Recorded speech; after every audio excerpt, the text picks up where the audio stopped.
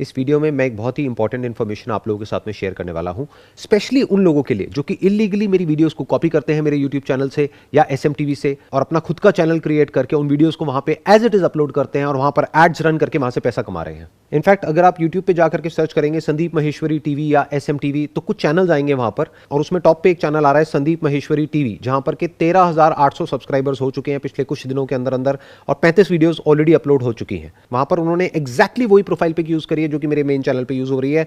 नाम दिया है संदीप महेश्वरी टीवी और जब उस चैनल में अंदर जाकर के हम वीडियो सेक्शन में देखते हैं तो एज इट इज उन्होंने मेरी वीडियोस को एसएमटीवी से निकाल करके कॉपी करके यहां पे अपलोड कर दिया है। फिर हमारी टीम ने हमारी कंपनी में जो लीगल डिपार्टमेंट है उनको इन्वॉल्व किया और हमारे जो लीगल डिपार्टमेंट है उन्होंने पूरा का पूरा एक्शन प्लान तैयार किया और मेरे साथ में मीटिंग करके उन्होंने मुझे एक्सप्लेन किया कि एग्जैक्टली वो क्या करने वाले हैं और किस तरीके से आगे बढ़ने वाले हैं। फिर मैंने सोचा कि एक बार इतना बड़ा एक्शन लेने से पहले एक बार देख लेते हैं कि एग्जैक्टली हो क्या रहा है और किस लेवल पे हो रहा है। फिर जब मैंने इस चैनल को देखा और इसके जैसे और कुछ चैनल्स को देखा जो कि ऐसा काम कर रहे हैं, तब मुझे रियलाइज हुआ कि ये कोई क्रिमिनल्स नहीं है, ये कोई गैंगस्टर्स नहीं है, बल्कि बच्चे हैं, मेरे फैंस हैं जिनको खुद ही नहीं पता है कि वो क्या कर रहे हैं और उसकी वजह से उनके साथ में क्या हो सकता है। तो इस वीडियो को बनाने का मेरा यही ऑब्जेक्टिव है कि मैं शॉर्ट में आप लोगों को बताऊं कि ये जो आप कर रहे हो वो कितना गलत है और कितना बड़ा क्राइम है और इसकी वजह से एग्जैक्टली क्या हो सकता है। मैं आपको एक एग्जांपल से समझाता हूं, आपको ज़्यादा अच्छे से क्लियर होगा। जैसे एक फिजिकल प्रॉपर्टी होती है, यानी कि वो घर जहां पर के आप रहते हो, चाहे किराए पे रहते हो चाहे आपका अपना घर है, वैसे ही एक इंटेलेक्चुअल प्रॉपर्टी होती है। इंटेलेक्चुअल प्रॉपर्टी मतलब क्या? मेरी जो भी वीडियोस हैं, मेरी ऑडियोज हैं, मेरी फोटोग्राफ्स हैं, मेरा नाम है, वो सब क्या है? मेरी इंटेलेक्चुअल प्रॉपर्टी है। तो जैसे आप किसी की प्रॉपर्टी पे कब्जा नहीं कर सकते, बिना उनकी परमिशन के उनके घर में नहीं रह सकते हो, बिल्कुल इसी तरह से किसी की इंटेलेक्चुअल प्रॉपर्टी को आप अपने बेनिफिट के लिए यूज नहीं कर सकते हो बिना उनकी परमिशन के। ये उतना ही बड़ा क्राइम है जितना कि फिजिकली किसी की प्रॉपर्टी को चुराना। फॉर एग्जांपल, रोड के साइड में अगर आप किसी की सोने की चेन खींच करके भाग रहे हो तो जो एक्शन वहां पर उस क्रिमिनल के अगेंस्ट हो सकता है वही एक्शन आपके अगेंस्ट भी हो सकता है। अब आप यहां पर यह समझने की गलती मत करना कि ऑनलाइन की दुनिया में आप कुछ भी कर सकते हो और किसी को पता भी नहीं लगेगा, क्योंकि अगर आपके चैनल पे सिर्फ आपकी ईमेल आईडी है और आपका एड्रेस नहीं है, मोबाइल नंबर नहीं है, तो जो जनरल पब्लिक है वो तो आप तक नहीं पहुंच सकती, लेकिन पुलिस आप तक पहुंच सकती है। 5 मिनट में आपकी सारी आइडेंटिटी को ट्रैक किया जा सकता है आपकी ईमेल आईडी के थ्रू, प्लस आपके आईपी एड्रेस के थ्रू। ये ट्रैक किया जा सकता है कि आप कौन कौन से डिवाइसेस यूज कर रहे हो, आप कहां रहते हो, आपका एड्रेस क्या है, आपका मोबाइल नंबर क्या है, सब कुछ ट्रैक किया जा सकता है। यानी कि एक एफआईआर लॉन्च होने की देर है पुलिस स्टेशन में, अगले कुछ दिनों के अंदर अंदर पुलिस आपके घर पे होगी। प्रॉब्लम यहां पर सिर्फ इतनी सी नहीं है कि आप लोग मेरी वीडियोस को चुरा रहे हो और अपने चैनल पर अपलोड कर रहे हो। प्रॉब्लम यह है कि आप मेरी फोटोग्राफ को भी यूज कर रहे हो बिना मेरी परमिशन के और मेरे नाम को भी यूज कर रहे हो बिना मेरी परमिशन के। ये बिल्कुल ऐसा है कि मान लो कोई प्रोडक्ट है, उसका कोई ब्रांड नेम है, उसको आप यूज कर रहे हो और इलीगली उससे कोई प्रोडक्ट बना रहे हो और मार्केट में बेच रहे हो और वहां से पैसा कमा रहे हो, तो ये बहुत बड़ा क्राइम है।